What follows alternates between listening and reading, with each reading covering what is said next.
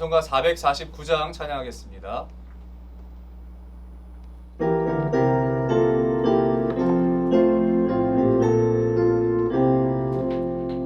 예수 따라가며 복음 순종하며 우리 행할 길 완하겠네.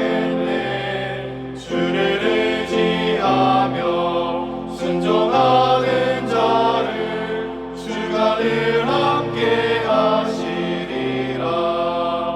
의지하고 순종하는 길을 예수 안에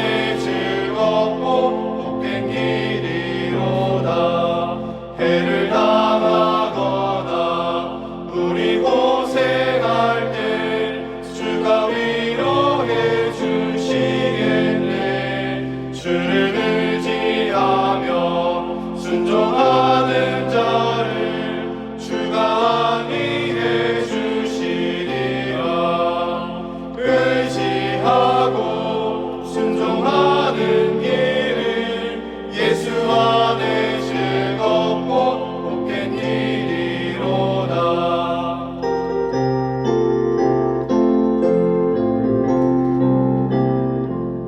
주를 힘입어서 말씀 잘 배우고 주를 모시고 살아가세. 주를 의지하며 항상 순종하며 주가 사랑해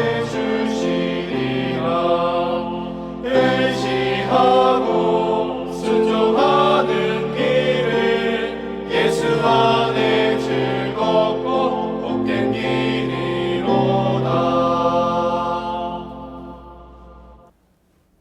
기도하겠습니다. 사랑하는 하나님, 감사합니다. 오늘도 우리에게 이 하루를 은혜의 선물로 허락하여 주시고 우리가 눈을 뜨며 호흡하며 하나님께 예배할 수 있는 영광을 허락하여 주심에 감사드립니다. 만약 우리가 이 기쁨을 몰랐더라면, 만약 우리가 하나님을 아는 이 지혜가 우리에게 없었더라면, 만약 우리가 하나님과 친밀함으로부터 전해지는 그 따뜻함이 무엇인지 몰랐더라면 우리가 어떤 기쁨으로 살 수 있었겠습니까?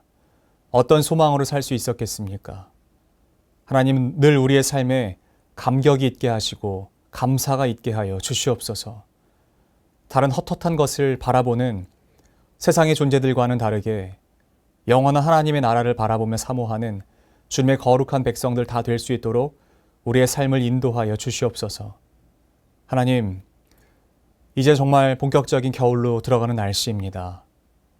너무나 추워지는 가정 가운데에 우리 사랑하는 성도님들 건강 잃지 않도록 붙잡아 주시고 지켜주시고 보호하여 주시기를 간구합니다. 특별히 연로하신 분들, 이 겨울을 정말 하나님의 그 따스한 온기로 말미암아 잘 이겨내고 견뎌낼 수 있도록 주님의 날개 그늘 밑에 품어 보호하여 주시고, 또한 각종 질병으로 말미암아 괴로움을 당하고 있는 성도님들 계시다면 하나님, 일어날 힘을 허락하여 주시고 버텨낼 마음을 허락하여 주시옵소서. 또한 어린 시절을 보내고 있는 우리 사랑하는 자녀들에게도 주님의 마음을 아는 귀한 이 겨울의 시간이 될 수 있도록 도와주시옵소서. 오늘도 하나님의 말씀 앞으로 나아갑니다. 이 말씀을 통하여 주님과 더욱더 가까워지기를 원합니다. 단순히 나의 지식이 채워지는 시간이 아니라 하나님의 마음을 깨닫는 시간 되게 하여 주시옵소서.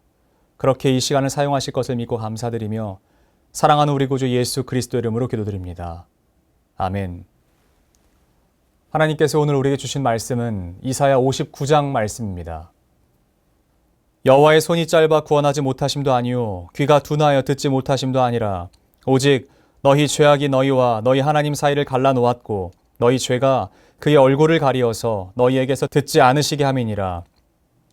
이는 너희 손이 피해 너희 손가락이 죄악에 더러워졌으며 너희 입술은 거짓을 말하며 너희 혀는 악독을 내밀어 공의대로 소송하는 자도 없고 진실하게 판결하는 자도 없으며 허망한 것을 의뢰하며 거짓을 말하며 악행을 잉태하여 죄악을 낳으며 독사의 알을 품으며 거미줄을 짜나니 그 알을 먹는 자는 죽을 것이요 그 알이 밟힌즉 터져서 독사가 나올 것이니라.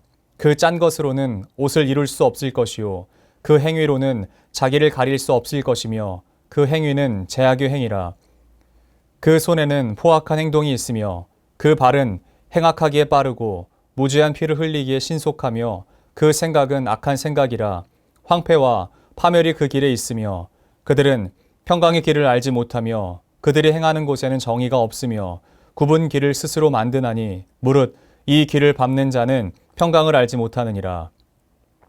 그러므로 정의가 우리에게서 멀고 공의가 우리에게 미치지 못한즉 우리가 빛을 바라나 어둠뿐이요 밝은 것을 바라나 캄캄한 가운데에 행함으로 우리가 맹인같이 담을 더듬으며 눈 없는 자같이 두루 더듬으며 낮에도 황혼 때같이 넘어지니 우리는 강장한 자 중에서도 죽은 자 같은지라. 우리가 곰같이 부르짖으며 비둘기같이 슬피 울며 정의를 바라나 없고 구원을 바라나 우리에게서 멀도다.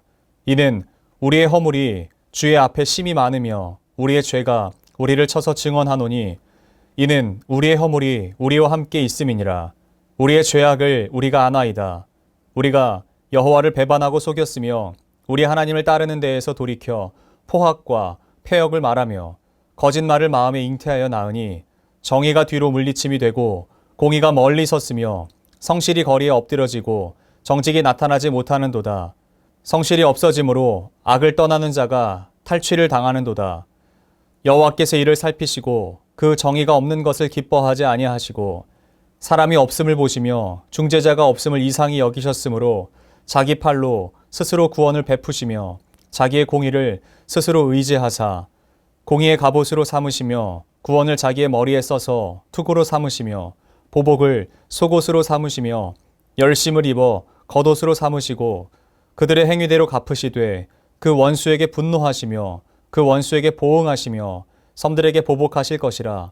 서쪽에서 여호와의 이름을 두려워하겠고 해 돋는 쪽에서 그의 영광을 두려워할 것은 여호와께서 그 기운에 몰려 급히 흐르는 강물같이 오실 것이미로다. 여호와의 말씀이니라. 구속자가 시온에 임하며 야곱의 자손 가운데에서 죄가를 떠나는 자에게 임하리라. 여호와께서 이르시되 내가 그들과 세운 나의 언약이 이러하니 곧 내 위에 있는 나의 영과 내 입에 둔 나의 말이 이제부터 영원하도록 내 입에서와 내 후손의 입에서와 내 후손의 후손의 입에서 떠나지 아니하리라 하시니라.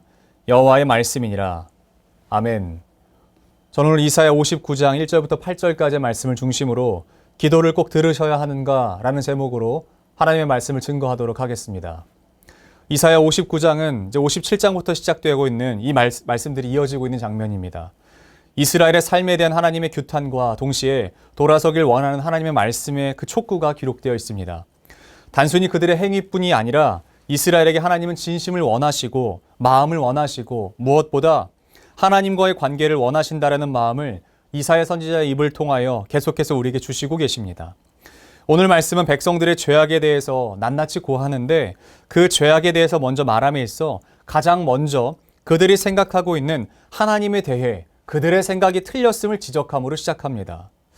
먼저 여러분 보통 우리가 기도할 때 하나님께서 기도에 응답하시지 않으시면 우리는 어떻게 하나요?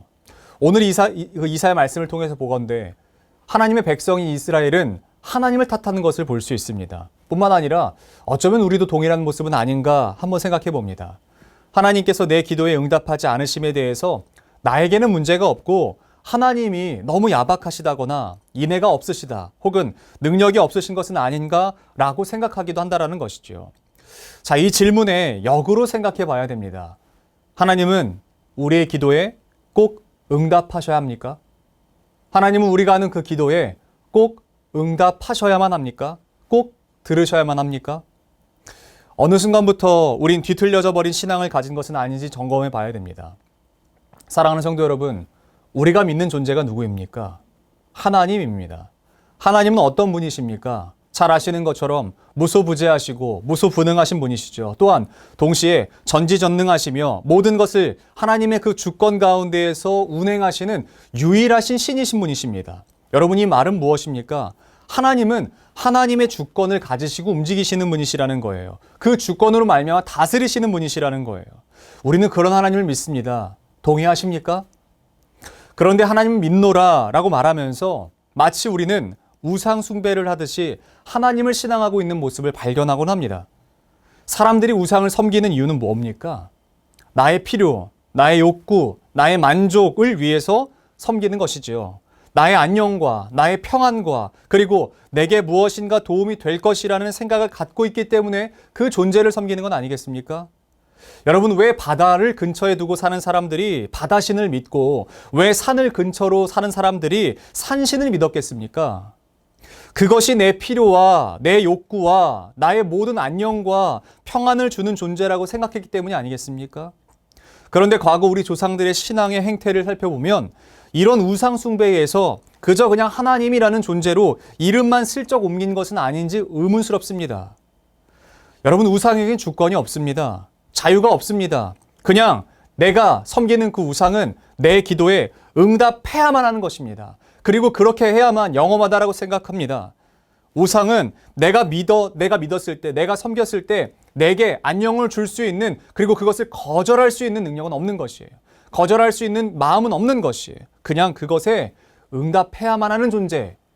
내가 기도하면 그 기도에 그대로 응해야만 하는 존재가 바로 우상이죠. 그런데 우리가 하나님을 마치 이런 모습으로 섬기는 것은 아닌지, 우상들 따위에겐 거절할 그 능력조차 없는데, 거절을 말할 수 없는데, 거절할 자유는 없는데 마치 그것과 같이 우리가 하나님을 신앙하고 있지는 않은지, 우리가 하나님께 기도하면서 하나님은 늘 내 기도에 응답하셔야만 하는 존재로 우리가 전락시켜버린 것은 아닌지 여러분 점검해야 될 것입니다. 어제 이사야 58장을 통해서도 다루었지만 내 한 번의 기도가 응답되지 않으면 우리가 무엇을 선택하는 줄 아세요? 금식 기도하죠. 21일 철야를 하기도 하고요. 작정 기도도 하죠. 40일 작정, 금식 기도, 이런 식으로 우리가 기도합니다. 작정 기도합니다. 여러분, 이것은 하나님 협박하는 것과 다르지 않아요. 하나님, 나 이제부터 굶습니다. 하나님, 나 이제부터 밥 안 먹어. 나 곡기를 끊습니다. 그러니까 응답하셔요 라고 말하는 거예요. 이게 얼마나 폭력적인 것인가요? 하나님의 자유를 내가 다 박탈하는 거예요. 내 자유는 중요한데 하나님의 자유는 중요하지 않다. 하나님은 내 기도에 거절하실 의지나 자유 따위는 없다. 마치 우상과 마찬가지로, 내가 기도하는 그 우상의 대상과 마찬가지로 하나님을 믿듯이 기도하고 있는 것은 아닌지. 여러분, 하나님께서 내 기도에 응답하지 않으신다면 그 이유가 있지 않겠습니까? 하나님은 살아계신 하나님이신데, 하나님은 전지하신 하나님이신데, 하나님은 전능하시고 다 아시고 다 하실 수 있는 하나님이신데, 그분이 내 기도에 응답하지 않으신다면 여러분, 거기엔 반드시 이유가 있지 않겠습니까? 그냥 응답하지 않으신다고 삐쳐서 돌아설 것이 아니라 왜 그런 건지에 대해서는 여러분 물어보신 적 있으십니까? 하나님, 왜 제 기도에 응답하지 않으십니까? 라는 그 물음을 가져보신 적 있으세요? 오늘 이사야 선지자를 통해서 하나님께서 주시는 말씀이 꼭 그 당시 이스라엘에게만 주시는 말씀이 아니라 어쩌면 지금을 살아내는 우리에게도 동일하게 주시는 메시지는 아닌가 우리가 살펴봐야 됩니다.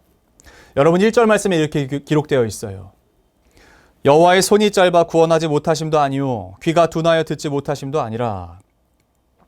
하나님이 구원하시지 않으시는 것에 대해서 이스라엘의 진단과 해석은 하나님이 우리를 구원하시기에 능력이 없으신 것은 아닌가, 하나님이 우리를 구원하시기에 힘이 없으신 것은 아닌가, 혹은 하나님의 귀가 둔하여 듣지 못하시는 것은 아닌가 라고 하나님을 의심하는 것이었어요.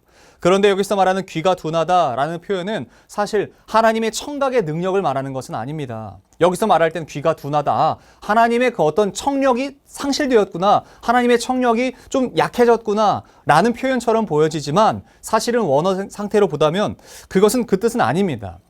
우리가 너무나 잘 아는 무려 구약 성경 가운데 1100번이 넘게 기록되어 있는 그 단어는 바로 쉐마라는 단어예요. 하나님은 이 단어를 쓸 때 하나님의 능력을 말하기 위해서, 하나님의 능력이 없어서가 아니라 이것 때문이야 라고 말씀하시기 위해서 쉐마라는 단어를 쓰신 것 같아요. 그것은 무엇이냐면 바로 귀를 기울이는 태도입니다. 귀를 기울이는 태도. 그러므로 저자가 말하고 싶었던 것은 하나님의 능력 없음이 아니라 하나님이 귀를 기울이시는 마음이 없어서는 아닐까라는 말이라는 것이에요. 하나님은 우리의 삶에 귀를 기울이시지 않는 분이 아니다라는 것을 말하고 싶었던 것은 아닌가 싶습니다. 그러니까 하나님은 귀를 기울이시는 그 청력이 없으셔서 우리에게 말을 기울이시는 분이 아니다라는 것이 아니라요. 하나님은 우리의 삶에 여전히 귀를 기울이고 계신다 라는 것을 말하고 싶으셨던 것은 아닐까요? 2절과 3절 말씀에 계속해서 반복되는 단어가 있습니다. 그것은 바로 너희라는 말입니다. 너희. 이사야 선지자를 통해서 우리에게 주시는 말씀은 하나님의 능력 없음이 아니다라고 먼저 진단하고 말씀하시며 그 문제의 원인은 너희에게 있다고 말씀하십니다. 너희. 이 말은 하나님께 문제가 있다는 것이 아니라는 것이죠. 하나님께서 능력이 없으셔서가 아니라 하나님의 마음이 돌아서서가 아니라 너희의 죄가 하나님과의 관계에서 멀어지게 했고 너희의 죄악이 하나님의 얼굴을 가리웠고 너희의 손에 묻은 그 피가 너희 손가락에 묻은 그 죄악이 하나님의 마음을 아프시게 했다라고 말하는 것입니다. 그러니까 문제는 하나님이 아니라 나인 거예요. 내 기도가 응답되지 않는 이유는 하나님이 아니라 하나님의 능력이 아니라 나예요. 나에게 능력, 그 원인이 있는 것이에요. 내게 문제가 있는 것이에요. 하나님께서 기도에 응답하시지 않는 것에 대해서 여태까지 우리는 어쩌면 하나님께 탓을 돌렸는지 모르겠어요. 하나님의 능력 탓, 하나님의 마음이 없음 탓, 늘 문제는 내게서 찾지 않고 하나님께서 찾았던 것 같습니다. 그것이 이스라엘의 모습이고 어쩌면 지금의 내 모습일지도 모르겠죠. 그러나 하나님께서 오늘 말씀을 통해서 우리에게 주시는 힌트는 무엇이냐면 하나님의 마음이 돌아선 것은 아니다 라는 거예요. 내 마음이 돌아선 것에 대해 그 이유가 있지는 않다라고 말씀하시는 거예요. 하나님께서 들을 마음이 없으셔서가 아니라 여전히 내 안에 죄가 있음이, 여전히 내가 남 탓을 함이, 여전히 내가 굽은 삶을 살아감이 문제다라고 말씀하시는 것이에요. 그렇다면 내 죄로 말미암아 틀어진 관계를 어떻게 해야겠습니까? 내 죄로 말미암았으니까 내가 죄의 길에서 돌이켜야 되는 것이겠죠. 하나님은 기도를 통해서 우리와 더 깊은 관계로 나아가기를 원하세요. 하나님은 기도를 통해서 우리와 더 깊은 관계로 나아가기를 원하세요. 그저 내게 그냥 필요한 것, 내게 필요한 어떤 욕구, 그것을 충족시키는 존재로 하나님이 존재하시는 것이 아니라 하나님은 기도를 통해서 나와 더 깊은 관계로 들어가기를 원하세요. 그런데 내 죄가 방해가 되고 내 죄악이 방해가 되니까 그 관계를 유지할 수 없는 것이겠죠. 여러분, 기도는 대화다라는 말씀을 정말 많이 들어보셨을 겁니다. 그런데 대화가 되고 있나요? 대화가 되고 있나요? 소통이 되고 있나요? 여러분은 하나님의 말씀에 귀를 기울이고 계십니까? 정직하게 하나님의 마음에 관심이 있으세요? 하나님이 어떤 생각이신지에 대해서 물으신 적이 있으십니까? 하나님 오늘 이렇게 말씀하시는 거예요. 나는 너희에게서 마음 돌이키지 않았어. 그러나 너희에게 여전히 죄가 있음이 문제야. 너희가 여전히 죄의 길에서 떠나지 않음이 문제야 라고 지적하시는 것입니다. 하나님은 우리가 그냥 하나님 앞에 나아가서 죄를 그냥 고백한 것으로 끝, 이게 아니라 죄를 고백하고 자복했다면 다시 뒤틀려져 있는 그 관계를 회복하기를 원하시는 분이세요.